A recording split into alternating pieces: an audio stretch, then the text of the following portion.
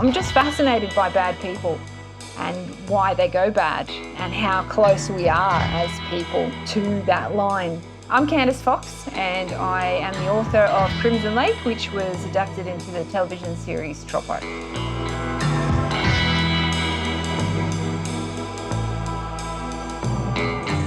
Candice Fox is a dead set legend. She's such a fascinating person. She's the kind of person that will sit down and, have meetings with serial killers in jail cells. Like, she is ballsy. Yeah, the research that I do is really weird. I think I would probably do it anyway, just for my own personal interest. I met a serial killer. I was fascinated by him and I was deeply disturbed by what he had done.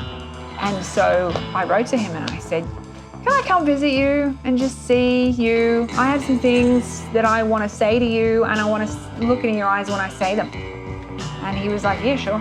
This is what happens when you're a crime writer, is you get to do those weird things and everyone's like, yeah, that makes sense.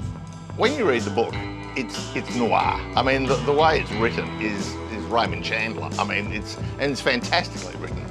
Great little detective mystery. They sent the book to me and said, would you be interested in starring in this? And we read the book, of course, first, and we fell in love with the characters and the idea. I think when I first read the novel, the things that really stood out to me were, first and foremost, the two lead characters. I find myself very often drawn to stories where they kind of centre around unlikely friendships.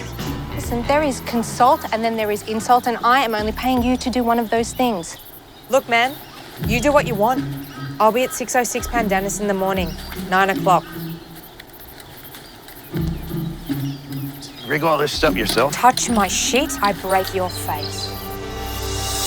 He doesn't mix well in society, and nor does she. And so they're kind of these misfits, and they find each other. They're the misfits of Crimson Lake.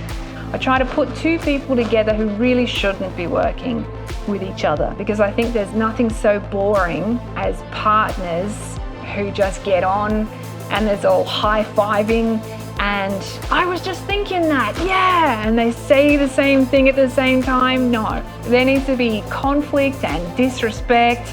They're both, when we meet them, very isolated. Ted comes into Amanda's life at a time where she needs a hero, someone to understand her, because no one ever has.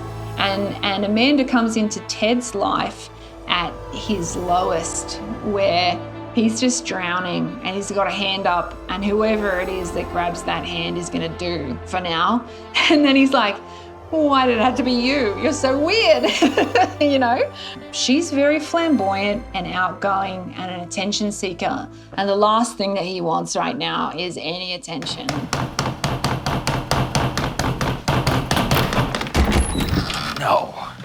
No. What we have to ask ourselves, Ted, is why has everything been moved out of the ship? Your persistence is admirable, but it's also fucking annoying when you have no respect for boundaries. Boundaries? Yeah. There is something within her. I don't even think that she can put her finger on it, certainly not at the beginning. And she's compelled to reach out and to connect with this person. In the novel, Ted is an Australian. They had the idea that if we made Ted an American, then we'd have an interesting sort of outsider dynamic that we could create. I love that it ended up being Thomas Jane, because the fact that he's an American works so well. Just puts another mark, it just puts a little circle around him that says, there's nobody else in this club. It's just you. It's just you that's the American. It's just you that's accused of this crime. It's just you that wants to hang out with someone like Amanda Farrell. So when you have a hunch, it's called experience, but when I have one, it's called being naive. You got it. Can I have one of these? No. So early conversations with Candice, we grabbed a coffee. I just sort of raved at her about how much I enjoyed the book. At that point, I was trying to figure out, is she gonna get it? When I wrote the book, it was just me and a laptop.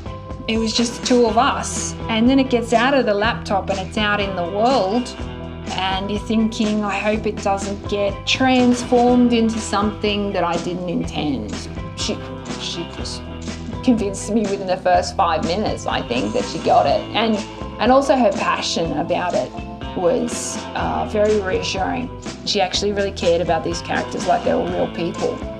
You know, I think something that's so impressive about Candace as well is how distinctly not precious she has been about the adaptation and how supportive she's been. I think you need to let other artists do things with your art.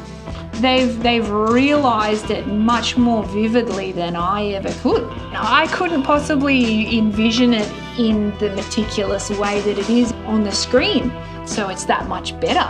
The fact that it's going to be made at all, and then it's made and it's great, it's like,